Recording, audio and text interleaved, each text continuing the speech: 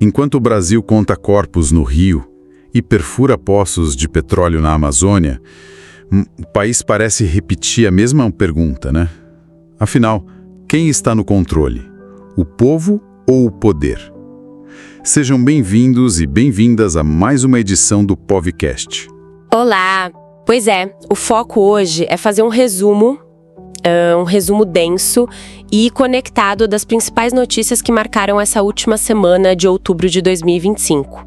Foi uma semana que, escancarou fraturas antigas e também novas tensões. Sim. A gente viu uma escalada simultânea de violência policial letal, umas contradições ambientais, gritantes, e também realinhamentos políticos que estão redesenhando o mapa da América Latina. Exato. E nos próximos minutos, a gente vai mergulhar um pouco nesses acontecimentos para tentar entender, como é que a violência vira palanque eleitoral aqui no Brasil, como o petróleo tenta vestir uma roupagem verde que é bem questionável, vamos dizer. Sim, muito. E como o nosso continente volta a ser um tabuleiro, Um tabuleiro complexo de disputas ideológicas envolvendo as velhas potências e, as novas configurações da direita. É um retrato de um Brasil muito tensionado, sabe? Quase esquizofrênico, dividido entre a bala e o petróleo.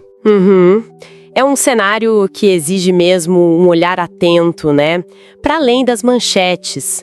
Buscar as conexões, entender o que está em jogo nessas disputas de poder que definem o nosso presente e, claro, o nosso futuro. Vamos começar então pelo Rio de Janeiro, que viveu dias de absoluta brutalidade. A semana foi completamente dominada por uma mega operação policial, nos complexos do Alemão e da Penha. E os números, são estarrecedores. Terríveis! Fontes como Associated Press, o The Guardian, eles confirmaram um saldo de 121 mortos até o fechamento aqui da nossa edição. Isso incluindo 4 policiais. A imprensa internacional não hesitou.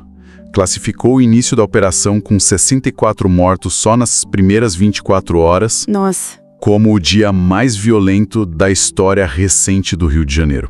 É muito pesado. Pesadíssimo. E a reação global foi imediata, Organismos como a ONU e organizações de direitos humanos de muito peso, como a Human Rights Watch, a Anistia Internacional, vieram a público bem rápido, exigindo investigações independentes, rigorosas. A classificação foi unânime, é uma potencial violação gravíssima dos direitos humanos. E aí a gente tem que somar o drama das famílias, que ainda estão buscando informações sobre parentes desaparecidos durante ou depois da operação. É um desespero. E o contraste é gritante, Porque enquanto a narrativa oficial do governo do estado do Rio de Janeiro insiste em falar de sucesso operacional, de enfrentamento ao crime, as imagens que rodaram o mundo mostravam uma realidade completamente diferente. Moradores desesperados, carregando corpos de vizinhos, de familiares, em lençóis pelas vielas da Penha. É uma desconexão, profunda entre o discurso oficial e a tragédia que as comunidades viveram. E a situação fica ainda mais preocupante porque a falta de transparência por parte do governo estadual é notória. Até agora, não foram divulgadas informações completas sobre os mandados de prisão que, teoricamente, justificariam a incursão, Certo. Quem eram os alvos específicos, quantas pessoas foram presas, nem a identidade da maioria dos mortos foi divulgada. Essa opacidade toda só alimenta a desconfiança. Inclusive, tem um levantamento preliminar feito pela Defensoria Pública do Estado que sugere que o número real de vítimas fatais pode passar de 132. Quer dizer, pode ser ainda maior? E o que dizem os relatos de quem estava lá? O que chega desses relatos? Olha, os relatos que foram coletados por ativistas locais e pela própria defensoria são aterrorizadores. Eles falam não apenas de confrontos, mas de possíveis execuções sumárias, invasões de domicílios sem mandado, falam de tortura, desaparecimentos forçados. Meu Deus. São denúncias que apontam para um uso da força que vai muito além de qualquer protocolo legal, sabe? Sugerindo uma ação deliberada de extermínio em certas áreas. Isso é simplesmente inaceitável num Estado de direito. A brutalidade parece ter sido a regra, e não a exceção. É um cenário desolador, realmente. E E enquanto essa tragédia humana toda se desenrolava no Rio, uma outra decisão de enorme impacto era tomada em Brasília, dessa vez na esfera ambiental e econômica. Sim.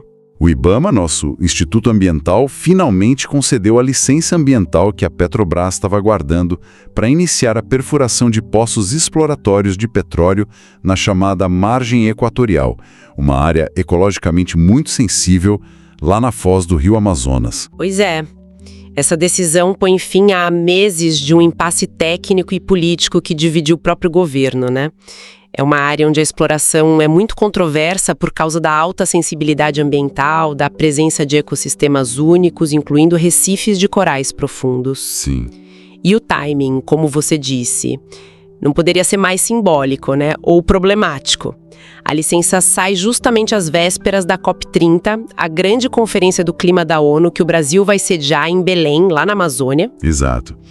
Isso tudo em meio a alertas de cientistas, forte pressão internacional para que o país lidere pelo exemplo na redução da dependência de combustíveis fósseis. É uma contradição enorme. Mas qual que é a justificativa oficial para avançar com essa perfuração numa área tão delicada e num momento tão crítico para a agenda climática global? O que eles dizem? Então, o argumento central que é defendido com muita veemência pela Petrobras e pelo Ministério de Minas e Energia é quase um mantra, né? Eles dizem que a exploração, se for bem sucedida e feita de forma controlada, vai gerar receitas fiscais bilionárias que poderiam, olha só o paradoxo, financiar a transição energética do Brasil. A ideia que eles vendem é que o dinheiro extraído do petróleo seria reinvestido em fontes renováveis, como energia solar, eólica e no promissor hidrogênio verde. Quer dizer, o plano é furar mais para, teoricamente, poluir menos no futuro. É isso. Basicamente é isso. O Ministério do Meio Ambiente, que antes estava barrando a licença, agora admite as tensões internas que essa decisão provoca, mas justifica a mudança de posição, alegando que o Brasil ainda tem uma dependência fiscal e tecnológica dos combustíveis fósseis que não pode ser simplesmente desligada. Entendi. Eles reconhecem o paradoxo, mas apontam para a necessidade de recursos para bancar essa mudança de matriz energética. Nada como garantir o futuro sustentável do planeta, começando por mais petróleo, claro. A lógica parece, assim, no mínimo, contorcida. Gera um certo estranhamento, né? Ouvir isso às vésperas de uma cúpula do clima. Exatamente. É o grande paradoxo que está no centro do debate ambiental brasileiro hoje e que a gente vai aprofundar mais adiante. Ele expõe as dificuldades, as contradições de um país mega diverso que tenta conciliar desenvolvimento econômico com responsabilidade climática. Não é simples. Com certeza. E para completar esse quadro complexo da semana, a gente precisa olhar para o cenário internacional, que teve movimentações com reflexos bem diretos por aqui. Lá na Argentina, nosso vizinho, principal parceiro comercial na região. Sim. O presidente Javier Milei vem enfrentando uma popularidade em queda e sérias dificuldades para aprovar as reformas ultraliberais dele no Congresso, e para tentar garantir alguma governabilidade, ele tem buscado fortalecer alianças com governadores provinciais e, é importante, receber um apoio público do ex-presidente Maurício Macri. E é nesse contexto de fragilidade interna, de busca por sustentação, que surge uma oferta vinda lá dos Estados Unidos, especificamente de Donald Trump, que já está em plena pré-campanha para voltar à Casa Branca, né? Sim. Foi noticiado um pacote de apoio financeiro à Argentina que poderia chegar a 20 bilhões de dólares. Esse pacote envolveria um swap cambial que, explicando rapidinho, é tipo uma troca de moedas entre bancos centrais para garantir liquidez e estabilizar o câmbio argentino, e também promessas de investimentos, mas tudo condicionado a certas políticas, claro. E como é que os analistas internacionais estão lendo essa oferta do Trump para o Milei? Qual a interpretação? Olha, análises importantes, como as publicadas pelo Financial Times, interpretam essa movimentação como uma jogada geopolítica bem clara dos Estados Unidos. O objetivo seria duplo. Primeiro, recompor a influência norte-americana sobre a Argentina, que vinha se aproximando economicamente da China. Certo. E segundo, talvez o principal, conter o avanço chinês aqui na América do Sul, que eles ainda veem como um quintão estratégico. É quase a velha doutrina Monroe se reeditando, mas com novos moldes, né? Tem também uma dinâmica comercial aí que estão observando nessa relação, né? Algo meio intrigante. Um comercial que beneficiaria os 3 países, mesmo que não seja algo coordenado oficialmente. Percebeu-se um aumento nas exportações de carne bovina brasileira para a Argentina, que por sua vez aumentou as vendas de carne para os Estados Unidos. Embora os governos neguem qualquer acordo formal, essa cadeia parece funcionar. Ela reforça o alinhamento político entre o Milley e a ala do Trump e, ao mesmo tempo, ajuda a aliviar a pressão inflacionária no preço da carne lá no mercado interno americano, o que é muito útil em ano eleitoral por lá. Fascinante como essas peças se movem no tabuleiro global, né? Conectando política externa com economia doméstica de um jeito inesperado às vezes. Sem dúvida. E o que é realmente digno de nota é como esses 3 fios narrativos que a gente acompanhou na semana, a violência estatal extrema no Rio, a aposta arriscada no petróleo na Amazônia e a consolidação desse eixo político entre Trump e Milley, eles não são eventos isolados, né? Não mesmo. Eles se conectam e revelam um padrão persistente. Mostram como o exercício do poder no Brasil e em boa parte da nossa região continua profundamente ancorado em mecanismos antigos e brutais. O uso do medo como controle social, a busca incessante pelo lucro, mesmo a custos socioambientais altíssimos, e a manutenção do controle por elites políticas e econômicas. Vamos aprofundar essa conexão, então, começando pela violência como ferramenta política. O que aconteceu no Rio parece uma ilustração trágica e explícita do conceito de necropolítica. A gente pode explicar um pouquinho o que é isso? Claro, claro. Necropolítica é um termo que foi cunhado pelo filósofo camaronês Achille Mbembe. Ele se refere, de forma resumida, à ideia de que o poder soberano moderno, em muitos contextos, opera não só gerenciando a vida, mas também administrando a morte, decidindo quais populações podem ser expostas ao risco de morrer, quais vidas são consideradas descartáveis para manter uma certa ordem. É o poder de matar ou de deixar morrer como um instrumento de governo. E no Rio isso parece que virou plataforma eleitoral mesmo. Aquele discurso antigo e infame do bandido bom é bandido morto, talvez agora reembalado como combate ao bandido contumaz ou à criminalidade violenta, ele volta com força total, né? A letalidade policial vira demonstração de força e não de fracasso do Estado em prover segurança de outras formas. Exatamente. E a direita brasileira, que ainda busca um rumo, uma coesão depois da saída do Bolsonaro da presidência, parece enxergar nesses episódios de repressão violenta uma oportunidade de ouro para se reconectar com a base eleitoral mais conservadora, mais punitivista. A violência extrema é ressignificada, deixa de ser um problema humanitário ou de segurança pública e vira um espetáculo de suposta eficiência, de colocar ordem na casa. A barbárie acaba virando marketing político. É muito perigoso isso. E análises de veículos internacionais como o Le Monde, a BBC Brasil, por exemplo, identificam o governador do Rio, o Cláudio Castro, como um dos principais herdeiros políticos do bolsonarismo lá no estado. Ele parece usar conscientemente esse discurso da guerra urbana, da necessidade do confronto, para acumular capital político, já mirando nas próximas eleições. Mesmo que todos os dados históricos mostrem que essas operações pontuais superletais têm pouquíssimo impacto na redução real do crime organizado a médio e longo prazo. É mais performance do que resultado efetivo. E a resposta da população? Você mencionou pesquisas indicando apoio à operação, né? Sim, teve uma pesquisa recente que apontou que cerca de 56% dos entrevistados na cidade do Rio apoiaram a operação policial.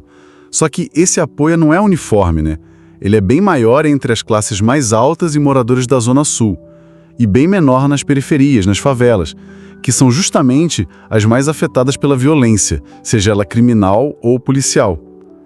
Tem uma linha nítida ali de cor de CEP que define quem aplaude e quem chora.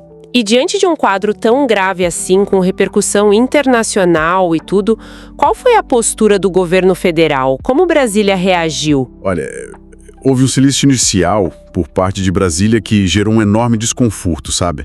Especialmente dentro da base aliada e dos setores progressistas que apoiam o governo. Demorou um pouco para virem manifestações mais contundentes, e essa hesitação foi muito criticada por parlamentares, por movimentos sociais, especialmente os de favelas e ONGs de direitos humanos. E qual era o teor dessas críticas? O que eles cobravam? A principal crítica era que o silêncio, ou mesmo uma resposta muito protocolar, poderia ser interpretada como uma espécie de cumplicidade tácita com a violência policial, ou, no mínimo, uma falta de prioridade política para o tema. E isso contradiz diretamente as promessas de campanha do presidente Lula, que incluiu um compromisso com a redução da letalidade policial, com a defesa dos direitos humanos. As denúncias locais, como a gente mencionou, falam em execuções, tortura, desaparecimentos. E isso ultrapassa qualquer limite de legalidade e exige uma resposta firme do poder central, né? Mesmo considerando as complexidades da autonomia dos estados na segurança pública. A cobrança é por responsabilização e por uma mudança estrutural na política de segurança. Não dá para continuar assim. É uma posição delicada para o governo federal, sem dúvida nenhuma. Agora, voltando ao outro grande tema da semana, a decisão sobre a exploração de petróleo na margem equatorial. Vamos tentar desdobrar um pouco mais aquele paradoxo que a gente mencionou, essa ideia de usar combustível fóssil para financiar a salvação do planeta. Parece confuso. É de fato um paradoxo que causa perplexidade. Mas é importante a gente entender os argumentos de quem defende a exploração, para além daquela questão do financiamento da transição energética que você já citou. A Petrobras e o setor de petróleo e gás argumentam também que o petróleo brasileiro, especialmente o do pré-sal, teria uma intensidade de carbono menor em comparação com a média global. Eles afirmam que a emissão de CO2 por barril extraído aqui seria até 40% menor. Isso graças a tecnologias mais eficientes e ao uso crescente de energia renovável nas próprias plataformas de extração. Isso levanta uma questão ética e estratégica bem complexa, né? Porque se o mundo, realisticamente, ainda vai consumir petróleo por algumas décadas, a própria Agência Internacional de Energia, a IEA, prevê que em 2050 o consumo global ainda vai ser cerca de metade do atual, focado em setores como transporte marítimo, aéreo, petroquímica, onde a eletrificação é mais difícil.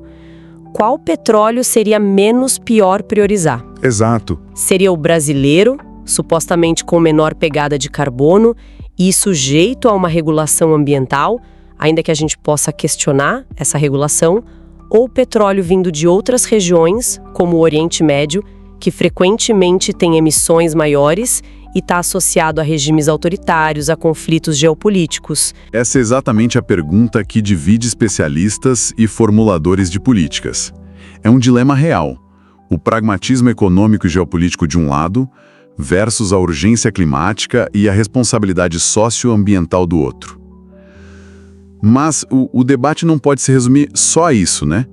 Tem críticas contundentes que vêm de outras frentes e que precisam ser ouvidas com muita atenção. Como quais, por exemplo? Por exemplo, as comunidades indígenas e quilombolas, que vivem ao longo da costa amazônica. Elas exigem, com base em convenções internacionais que o Brasil assinou, como a Convenção 169 da OIT, o direito à consulta livre, prévia e informada, antes que qualquer projeto desse porte avance nos territórios delas ou nas áreas de influência.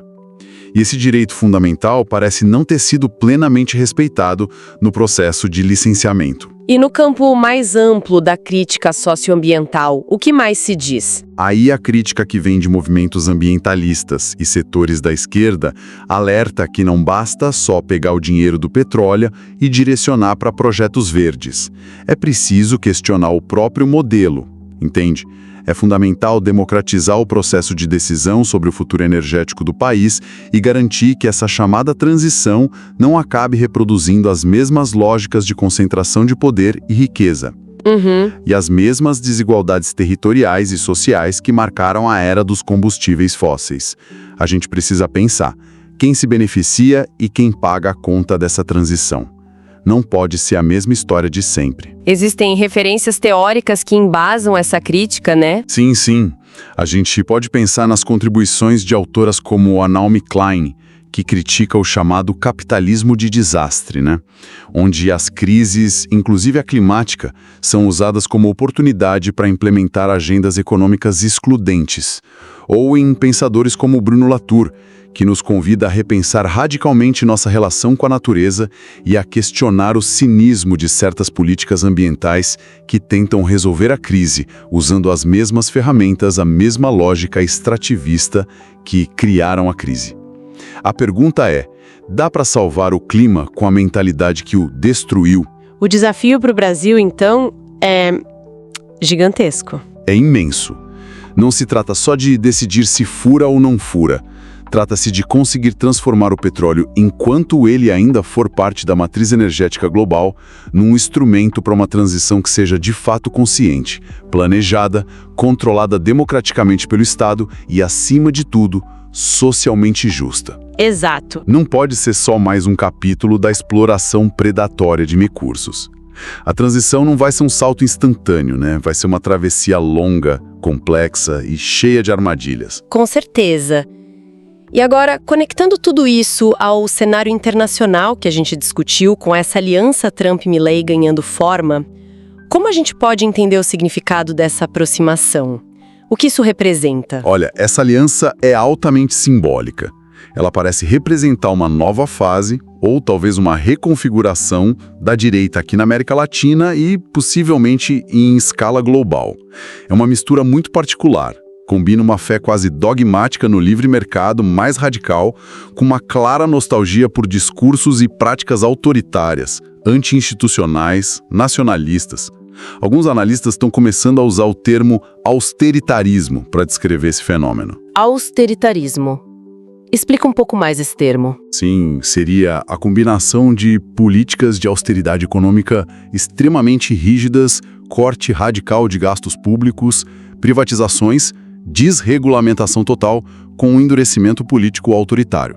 Isso inclui ataques à imprensa, ao judiciário, a movimentos sociais e a defesa de uma ordem baseada na força, na repressão à dissidência. Entendi. E tudo isso é vendido para a população como um projeto de eficiência, de limpeza do Estado e de restauração de valores tradicionais. Isso lembra um pouco aquela ideia da nova razão do mundo, desenvolvida pelos filósofos Pierre Dardot e Christian Laval, né? Exatamente.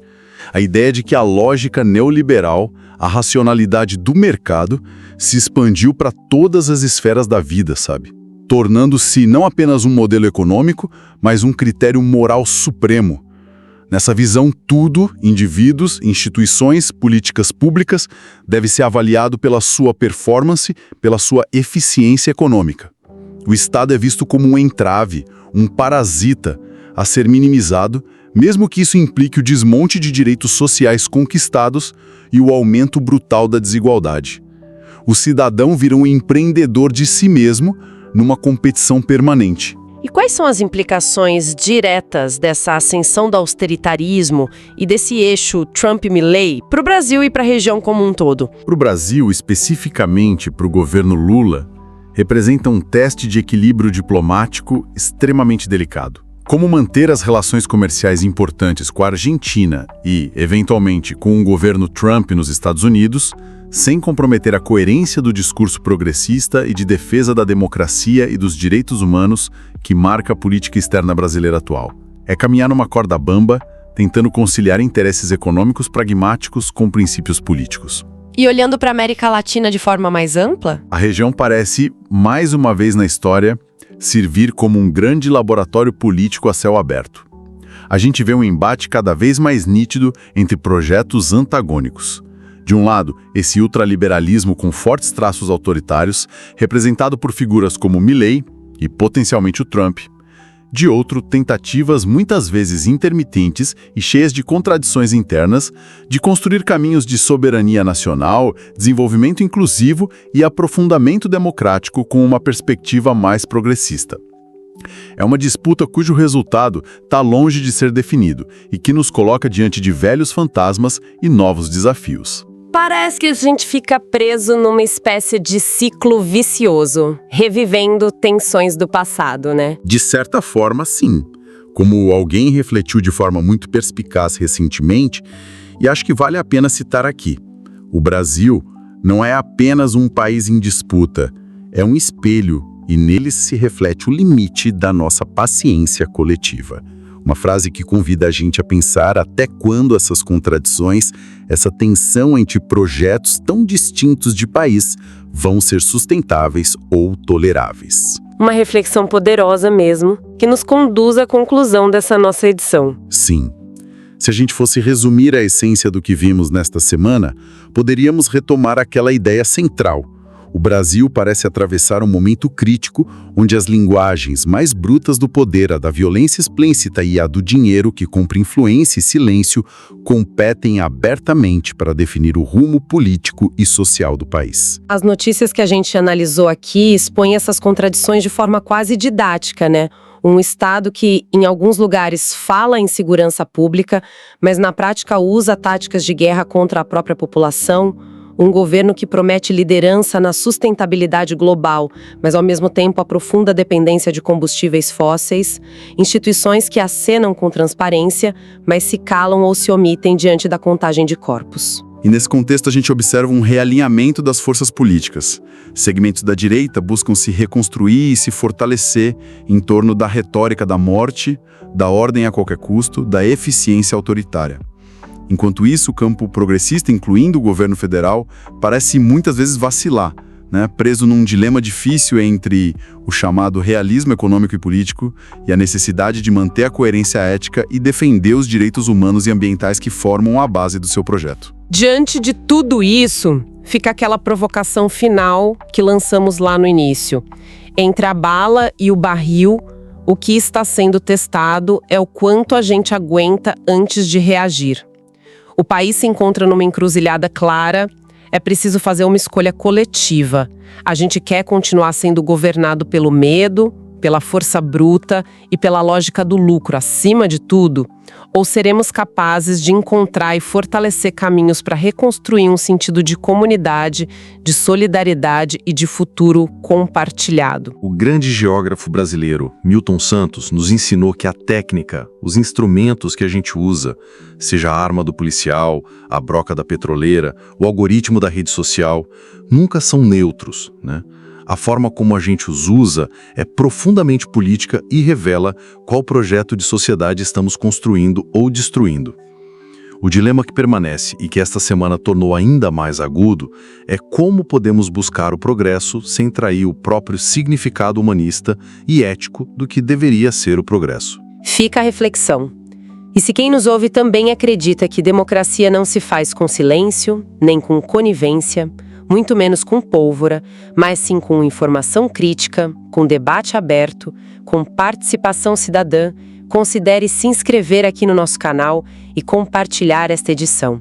Espalhar informação de qualidade, análise aprofundada, é talvez o primeiro passo para a gente conseguir sair da mira e construir alternativas. E é importante lembrar, todos os links para as fontes que a gente utilizou como base para esta edição, incluindo reportagens da Associated Press, The Guardian, Le Monde, BBC Brasil, dados da Human Rights Watch, pareceres técnicos do IBAMA, análises econômicas e as referências aos autores que citamos como Achille Mbembe, Gessé Souza, Naomi Klein, Bruno Latour, Milton Santos, Dardot e Laval, estão disponíveis na descrição deste episódio, aqui na plataforma. Isso. Lá também se encontra o acesso a outros artigos e materiais para quem quiser se aprofundar ainda mais nos temas. Exato.